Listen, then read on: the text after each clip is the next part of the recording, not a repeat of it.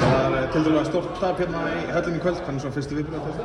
Bara herfilegur annar leikluti, missa frá okkur, svona, já, allt í lagi með fyrsta en lélegir varnarlega allan fyrir hálfleikinn og já, náðum ekki að svara.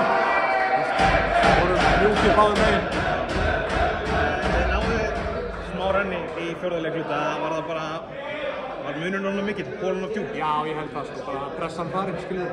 Menn svona aðeins farnir að anda og við erum ungir og náttúrulega menn að taka úrslitakeppni fyrsta skipti núna og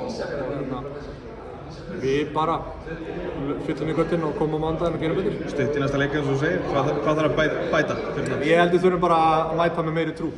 Við svolítið mistum trúna bara þarna þegar við vorum samt alveg búin að fara yfir að þeir myndu berja á okkur og komast á rönn og þetta er gott skotlið og reyndir kallar og sniðugir að leysa hlutina, þannig að við vissum það en við bara brotnuðum alltaf snemma og sem hefur svo sem alveg gerst hjá okkur í vetur en við komum tilbaka, við hefum gert það áður í vetur líka.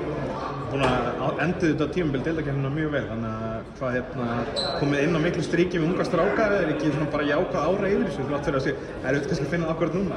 Jú, algjörlega, sko. Þetta er búið að ganga bara fínt, svona heildarplanið okkar er búið að ganga upp. Þó að staðar í deildinni og eitthvað hafi kannski ekki verið fyrir ofan miðju eða eitthvað svoleiðis. Þá vorum við kannski ekki að stefna það, við vorum að vonast þess að við getum spilað þessum strákum. Fengi reynslu, af því að hjá okkur er þetta bara ennþá við erum bara að horfa á næstu ár í fleirtölu, sko.